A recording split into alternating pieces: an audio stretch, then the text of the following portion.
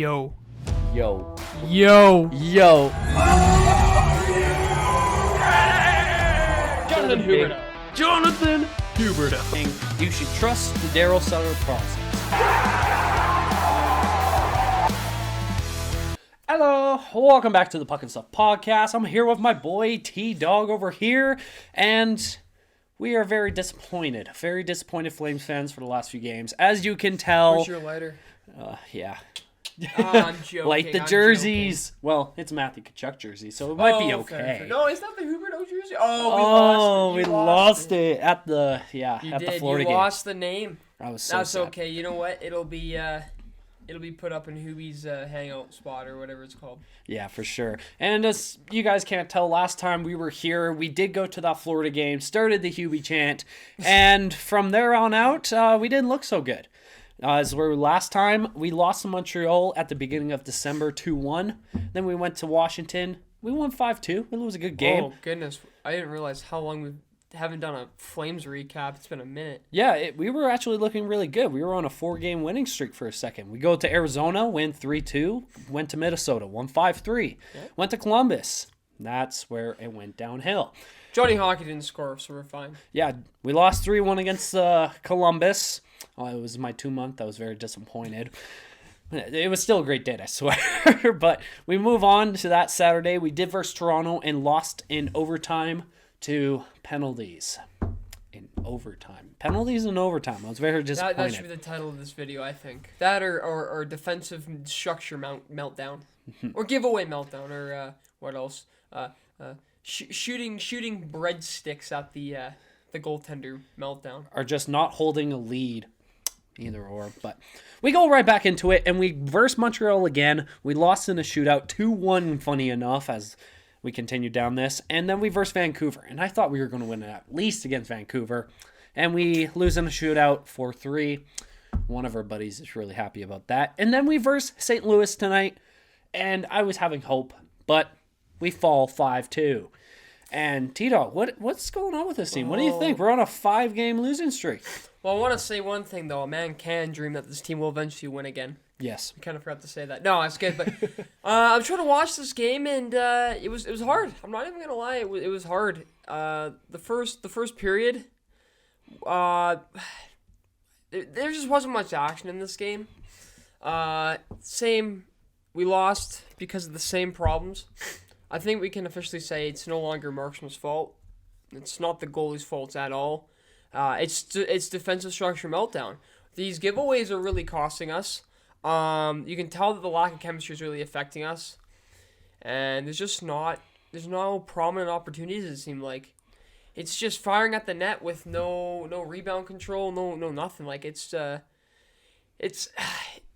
to watch. It really is. Not the fact that we're hard because we're losing. It's just not entertaining hockey. It's like you go on and watch another team, maybe who has a lot of offensively minded players. You know, I want to say like the Leafs, Oilers are a good example, right? The Avs when they're not injured, but it's just the fast pacedness and stuff. Or New Jersey, for example, right? They're doing so good.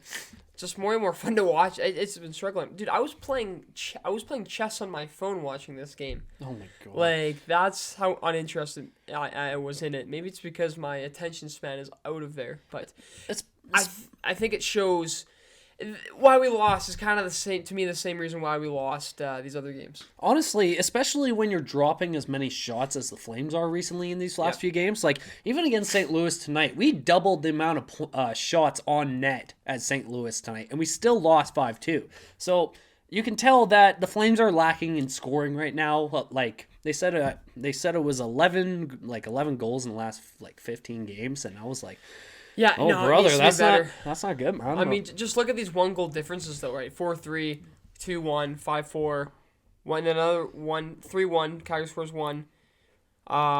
When we win, we score more than 1. Exactly, and we can't keep a lead recently. Like the last few games, especially against Vancouver.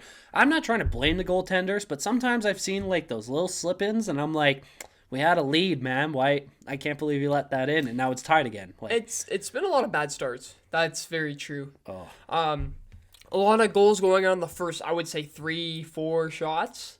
But again, like I think about what was the game with the breakaway? Oh, the Montreal game. Yeah. When they were here, when they're at the Dome. Right, Monahan with the breakaway, just he slips through everyone. Like, how does that happen? And then Markstrom goes sliding to the blue line. Well, and then Slavkovsky, of course, gets that easy little tip, probably the easiest goal ever scored in his career, right? He had Noah Hannafin and Anderson just covering the net. Yeah. But it's still not enough. Like, it blew my mind when that happened, man. But it's just things like that. It really is defensive structure meltdown. This team on paper, of course, is much better than they should be. 100%. I was even defensive too. I don't even know if I can even blame. I don't even. Who the blame on this team? Well, I don't want to say that just sounds bad, but the defensemen themselves, I haven't seen crazy. It's getting too much into the rush and then getting caught off guard by maybe a giveaway or just really good puck work stick work, from like the opposing team, and then leads on to an odd man rush. That seems to be very common. And then, of course, it goes the other way. And then that's how they score. But, of course, right, it's like you go down, then you need to score, right, to get back into it. But there's been no finish. And Sutter's been talking about that as well. Exactly. So finishing is another big problem. And we have players on this team that are known to be finishers. Huberdeau's a good example, but it just hasn't gone their way yet. And yeah, I think the chemistry really is a big thing. I now that I think about the predictions that we made, I think we were thinking too positive. Yeah. Definitely need to remember next time when I'm making predictions that new faces, it takes a little longer than a few months to really get into the system. Well, because when we were going on the 3-game winning streak, I did say 4, but I meant 3, and I was going to be if you were going to choose any month to truly go on a winning streak right now, especially when we had the 3 winning streak, it's this month, because we versed Columbus, that would have been an easy win. Toronto would have been tough back and forth, but you could have seen it. But this team is very lacking. You're right, the chemistry for sure. And you're still struggling in your own zone. The positioning in your own zone is brutal, because some of these games I see them complete open shots at the net. It's unbelievable. And that neutral play is still brutal. You could barely break it out without almost getting cost a 2-on-1 or a 3-on-1. And that or lousy chip-ins too. I notice a lot of lousy. It's just lousy dumping changes. Exactly. It's not a Sutter system. And even Sutter tonight was even saying the lacking on the back checking is absolute brutal. And it's what's happening to a team that was so defensively had such a good defensive game that could bring it to the offense so well. And it's it's unbelievable with this team recently. So it's really hard to watch games, but I kind of see how Steve Dangle feels. Imagine all those years of losing and you still have to make videos and talk about them, but you love the team, but you're just always mad because you won't win games. Well, I enjoy it. Yeah, it's a game like that was just hard to watch, the team needs to be better. Foremost, here's one thing I guess we can talk about too as well to add on to the woes of this team is that power play. Oh God! Oh goodness gracious! Yeah. St. Louis, by the way, is 32nd in PK on the penalty kill. We didn't score any power plays. Our power play has been abysmal recently. Actually, so if I search up stats right now this season, our power play percentage is 20%. Our PK is 81%. So it's not truly bad, but it's just we can escalate. We can be much better. It's just, I know this is kind of how the season's going to go, but you compare it to the last season. Nothing's like last season in the sense of kind of how we were and those kind of stats. They were saying on the broadcast too, before this game ended, we were, I think, 4 wins away from this time to have the same record as it was during this time last year. Still 4 wins, right? Really? Well, I'm thinking about this too. Is okay, and they also were describing about how, you take those wins and stuff.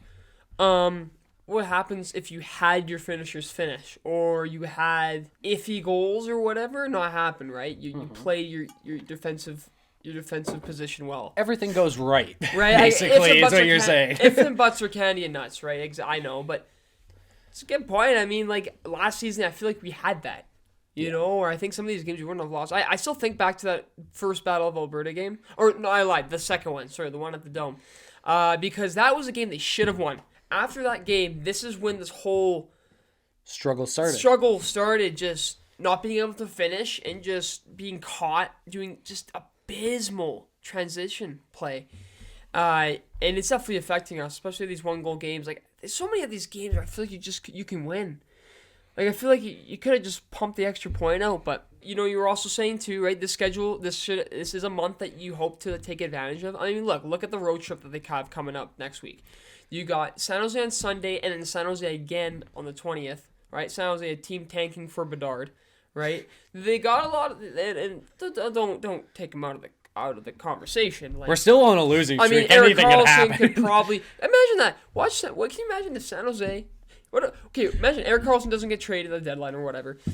Karlsson wins Norris, and they get Bedard. Can you imagine that? Oh, That'd my be crazy. God. That would be pretty crazy. But it's a California road trip, and then you verse Battle of Alberta again. But we're never the best. That's the unfortunate. We're never the best on the Cali road trip. But it's like with the way these teams are playing, even the Kings have been having their struggles, although they're higher in the standings than us. Anaheim, though, I has really the hope biggest that you struggles. can beat San Jose and Anaheim. You better win the 3 out of 4 at least. It's like LA, I would get it. There is no excuse. LA, I would totally get it, but yeah, San Jose and Anaheim if you don't win that, what are you guys doing at this point? But the biggest game probably on this list after the road trip is the Battle of Alberta again. You guys have to win that because you guys need to continue a winning streak. This is where you reset, because the rest of your, after San Jose, the rest of your schedule is Pacific Division teams. You need those wins over those guys to continue on the route that you're trying to go right now. 100%. Especially if you're going more in the playoff time during January. Oh, that's when it really gets tough. But, like, I even look at, like, okay, I'm looking at Vancouver's schedule, too. It's very similar to ours now. Mm-hmm. That's sad. All these games have some complications already, and it's December, so yeah. And you move that into January. Let's kind of see what they're going on. You got Winnipeg, who's been kind of on a little bit of a streak. Islanders have kind of found their swagger a little bit. Then Chicago, okay. Then St. Louis, Dallas, okay. Nashville, Colorado at home, Tampa at home. Johnny Hockey comes back on the 23rd, and then can't wait. We're Chicago, going, baby. Chicago on the 26th. Seattle on the 27th. I mean, I think you gotta start win the games you should win to get some momentum going, and then go from there. Because I know this team is more than capable of picking it up and doing it. This team is way too good on paper to kind of just make the mistakes though that they're making, and I really think it's maybe that they're in their head, but I don't feel like they're playing the system that they're coached to be. Yeah, exactly. Or they're practicing, and like it feels like it's a little bit of an implosion right now. But I think the team's I feel like maybe it's lost its identity, or could it also be too? Maybe are they too hard on themselves because they expect themselves to be in that same position they were last season, right? Yeah. You made the playoffs, you were the home ice advantage, you won first round, and you went to the second round. So maybe it's still too much worrying about too much of the future, not thinking about the present. There's just a lot of things you could talk about with this team that just needs to be fixed. Well, there's a lot of questions on this team even that have to be that need answers sooner rather than later. Of 100%. Like, what is your true identity? Can you fix the chemistry? And can this team still make a playoff run if it finally all works out? Because, like, I'm going to go look at stats here on players and points. So he has 30 games played with 25 points. He still leads the team. Anderson is right behind him with 31 games played and 20 points. I'd still love Anderson. I really do. And even if I scroll down the goalies and so Markstrom has played 20 games. He has won 8, lost 7. He has a goals against average of 2.81. Actually, Vladar does too. That's kind of funny. And he has a save percentage of just under 900. Then you look at Vladar, same goals against average. He has a 9.5, so just above 900 in save percentage, and he's 5-4. Yeah, well, I found the games Vladar's in net though. He's even the games he's lost. Because there for a minute there, I think it was 1-4. He was something like that when he was in net and looks solid. He does all the time, and I mean there's a few mistakes for sure, but a lot of those games he was in net are the games that they should have won, and they could have won if they had an extra finish. It's just kind of how it is, eh? Yeah, and like even I think for the Flames' sake, what they should probably start doing right now is starting Vladar again for a few games, because I feel like Markstrom still doesn't have that edge yet. I feel like he hasn't figured it out, and if you give him a few games to just rest and give him some time, maybe he'll turn it around. But I feel like Vladar is probably your best option to start as goaltender for the next few games, especially if you're versus San Jose.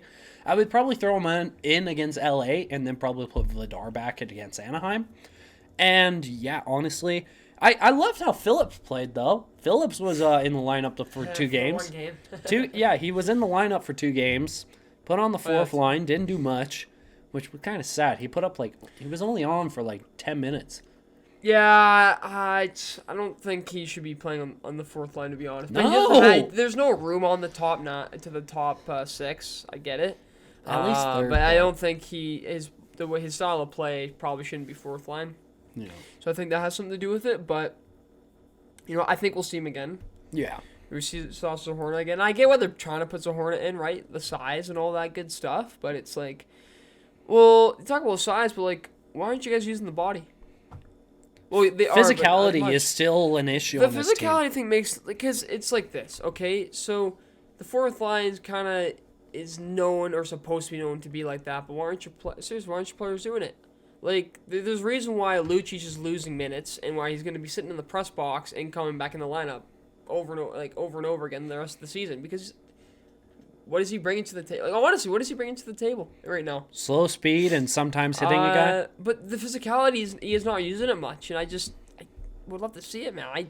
It hurts me, man, because I love Luch. It's I think that fourth he's not line, producing the way you want right now. Honestly, I think you put Richie. You gotta put Richie back. Is Richie injured? I'll have to remember if Richie's still injured. But like, say I can't remember if he is. Let me just double check. But it's like, to me, Richie and especially Lewis too. I think there's really only one spot that you can kind of have people come in and out for on the fourth line there. Yeah. I think Lewis and Richie are completely fine. Matt, I guess a positive, Mackey was getting a lot of slander before, but he had his 2 goals. He did have that pizza right up the no man's land there for that, I think it was the 4th goal. Yeah. St. Louis score. But Mackey looked fine. He looked good. He deserved those 2 goals, so good for him. He's still a solid. So that is a positive thing, especially right now, because no Tanev for a little bit. Oh yeah, to the ear. Oh, that was so bad. Goodness. We made a video on that. I felt so bad for that. But like, yeah, Connor Mackey is still a solid defenseman. Good 2 goals tonight, except that one up no man's land that was harsh to watch. But even if you look at the Pacific Division right now with these teams, so Vegas leads the division with 45 points. LA second with 37. Seattle and Edmonton are both tied for 35. Calgary has 32 points. They are literally 3 points away from catching up with Seattle and Edmonton. And that's what I mean of these next few games are going to be crucial for us and the whole division, because if you win against San Jose twice, that would be great. You bump us up right by the Kings. And then you verse the Kings, and if you take that win, you bump up the second right away. And that would just be a huge difference on how we're playing, and probably give the players themselves just a little bit more hype to actually, more positivity in the room to just get you going again. That's such a given opportunity, just like these other, like Seattle seems to be slowing down a little bit, stuff like that, and it's like, come on, like, just start taking advantage of this stuff. The thing is, as well, I know this team can match up with these opponents, but just it has not been. It hasn't gone our way. It hasn't been up to par, man. It really hasn't. You know what? I'd say for the next few games, just see how it goes.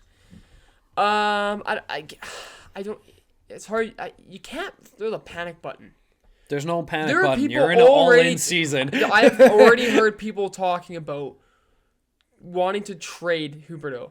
What? Like, somehow get his contract out, taking a retain or something. Hell no. You committed to 10 years. You've committed to 7 years of $10 million. You're not getting rid of him first season. Hell to the no. The fans are pretty funny to me, though. It's like, okay, yeah, we're losing and stuff, but it's like, yeah, you sign up for this.